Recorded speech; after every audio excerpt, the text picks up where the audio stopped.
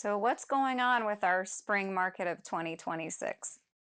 A lot of us are asking that question. People who are trying to buy, people who are trying to sell, and agents themselves.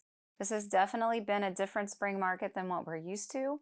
We're used to having lots and lots and lots of activity. We're used to having high numbers of closings in April and May. And that has not been the case this year. So let's talk about some things you can do. First of all, we're going to talk about why that's happening. As everyone knows, our rates are actually at a normal level for the cost of money, but our prices are historically high. We did see rates kind of ease down to an average of 5.99% earlier in the year.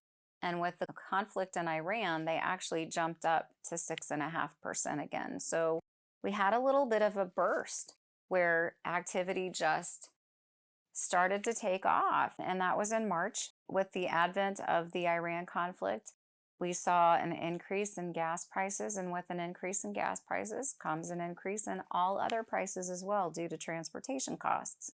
So that's where we're at. The rates kind of kicked back up to 6.5% and slowed the market way down. We have some sellers who are very concerned about the movement. It's just going to take a little bit longer. Before this all happened, we were kind of sitting around 35 days on average to sell the house.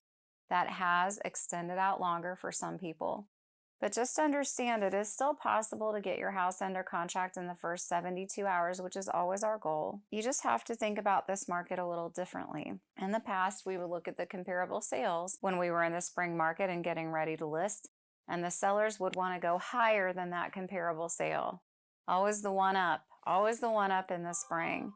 But my advice to you in this spring market that's behaving more like a fall market than we're used to is that you should actually price with the comparable sales or slightly below them. If you do that, I think you'll still have some pretty good success, because I've got a listing right now that's been coming soon this week, went live today, and that seller's having quite a bit of success with having their house on the market. They're getting a lot of showings in this first day. Just keep in mind things are moving a bit slower.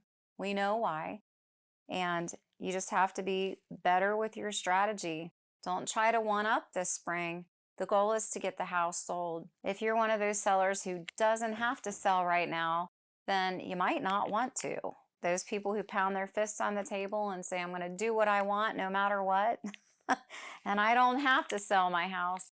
It's probably better if you step out and stay on the sidelines then, because right now, people who really want to sell are having to make that work, and they're having to work hard to do it. We've got to make sure that our condition is fantastic. We've got to make sure our price is just spot on, and we will have success. But if you're out there testing the market, or if you're out there not having to sell, then I would advise you probably to stay on the sidelines at this point, because buyers are looking for properties that are in great condition and that are well priced as they deal with these rates that are sitting around 6.5 and the prices that are historically high still. If you have questions about this topic or any other, feel free to contact me by phone, email, text, private message. And if you're watching on YouTube, remember to click subscribe. Thanks, bye.